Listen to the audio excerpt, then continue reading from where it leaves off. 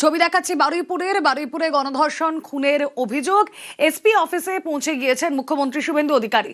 নিহত নাবালিকার পরিবারের সঙ্গে সাক্ষাৎ করেছেন মুখ্যমন্ত্রী। বারুইপুরে বড় অ্যাকশন, আর তাই তড়িঘড়ি ছুটে গিয়েছেন মুখ্যমন্ত্রী শুভেন্দু অধিকারী নিজেই। বারুইপুরে গণধর্ষণ খুনের অভিযোগ, কোনো নির্দোষের শাস্তি নয়, কোনো একজন দোষীও ছাড়া পাবে না, রেয়াত নয়। কড়া বার্তা দিয়েছেন মুখ্যমন্ত্রী। এই ধরনের ঘটনায় জিরো টলারেন্স। নারী নির্যাতনে পালা বদলের পর রাজ্য সরকারের জিরো টলারেন্স। মুখ্যমন্ত্রী শুভেন্দু অধিকারী তিনি পৌঁছে গিয়েছেন বারুইপুরে। এসপি অফিসে মুখ্যমন্ত্রী পৌঁছেছেন, নিহত নাবালিকার পরিবারের সঙ্গে দেখা করেছেন।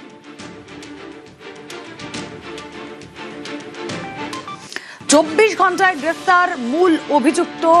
বারুইপুরে গণধর্ষণ খুনের অভিযোগ, নিহত নাবালিকার পরিবারের সঙ্গে কথা বলেছেন মুখ্যমন্ত্রী শুভেন্দু অধিকারী এবং তিনি স্পষ্টই জানিয়েছিলেন নিহতের পরিবার যা চাইবে, যেভাবে চাইবে মুখ্যমন্ত্রী সেভাবেই শাস্তির ব্যবস্থা করবে, সেভাবেই তদন্তের ব্যবস্থা হবে। আর ঠিক সেভাবেই তদন্ত চলছে। বারুইপুরে বড় অ্যাকশন। মুখ্যমন্ত্রী শুভেন্দু অধিকারী নিজে পৌঁছে গিয়েছেন। মূল অভিযুক্ত সহ 3 জন 24 ঘন্টায় গ্রেফতার হয়ে গিয়েছে। কথা বলবো, রৌনক প্রতিনিধি রয়েছেন সঙ্গে। রৌনক, এসপি অফিসে পৌঁছেছেন শুভেন্দু অধিকারী, কি চলছে? বিকেল 4টে বেজে গিয়েছে।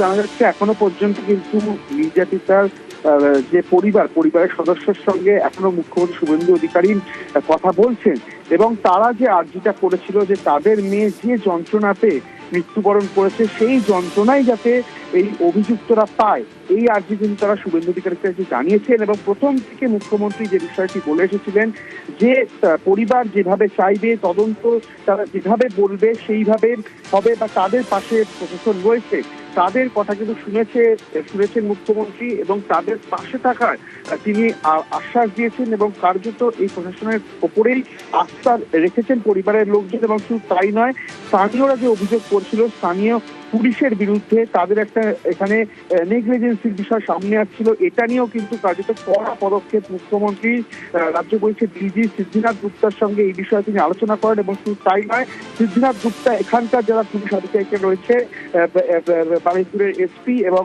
বারুইপুর থানার আইসি, তাদের কাছেও কিন্তু গোটা বিষয়টি জানতে চেয়েছিলেন যে ঘটনা ঘটার 24 ঘন্টার মধ্যে স্থানীয় পুলিশের কি ভূমিকা ছিল, যে পুলিশের বিরুদ্ধে অভিযোগ আসছে বা পুলিশ কর্মীদের বিরুদ্ধে অভিযোগগুলি আসছে সেই অভিযোগগুলির সত্যতা কতটা।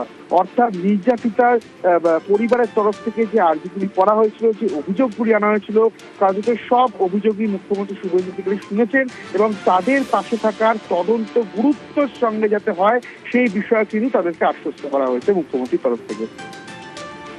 বেশ, স্থানীয়দের কি বক্তব্য একবার শুনি।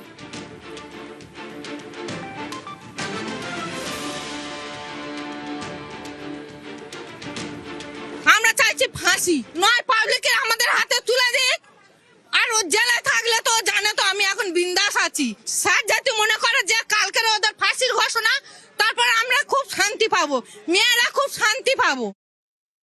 আমরা চাই জঘন্য অপরাধের শাস্তি হোক, ফাঁসি হোক, চরমত শাস্তি হোক, মুখ্যমন্ত্রী বিচার করবে, তার উপরে আমরা ভরসা। ফাঁসি হয়ে লাভ কি হবে? তাকে প্রাক্তন দগ্ধ হয়ে ভাবতে হবে।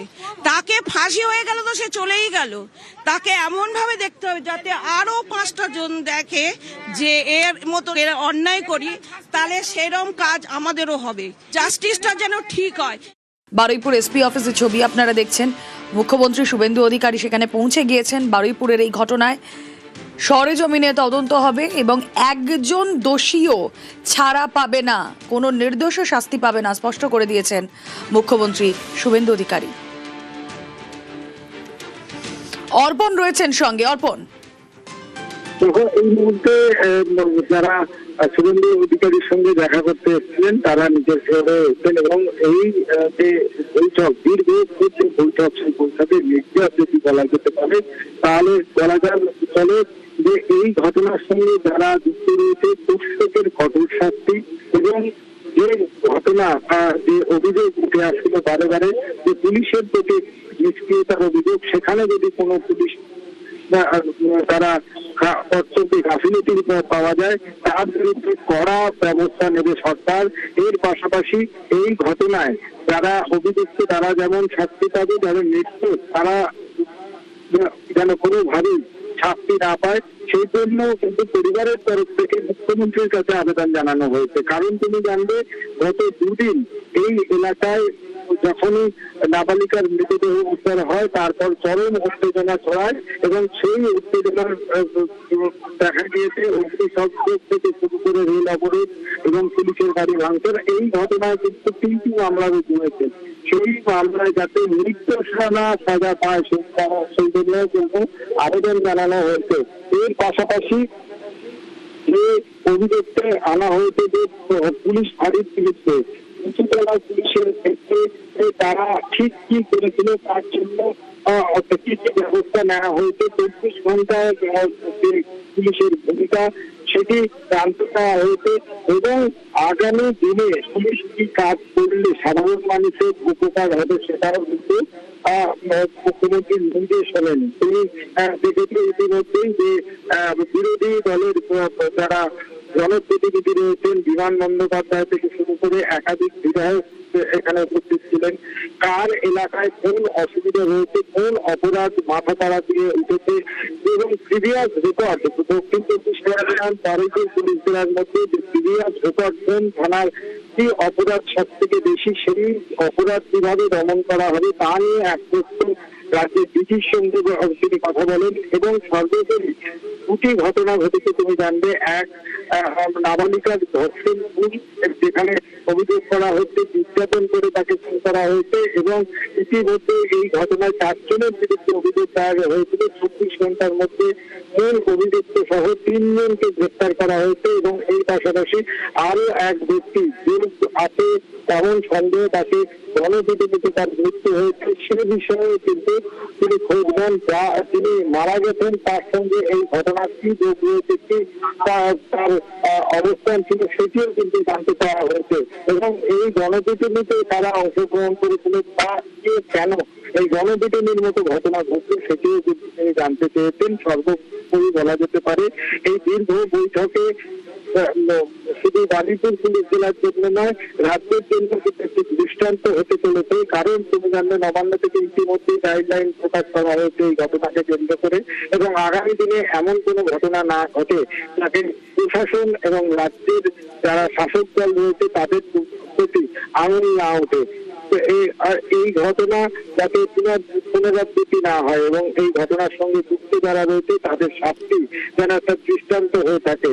এবং তুমি জানো যে মৃত নাবালিকার পরিবারের সদস্যরা এসছেন, তার বাবা এসছেন, তার মা এসছেন, তারা কেমন অবস্থায় রয়েছেন তাদের পাশে থাকার জন্য তাদের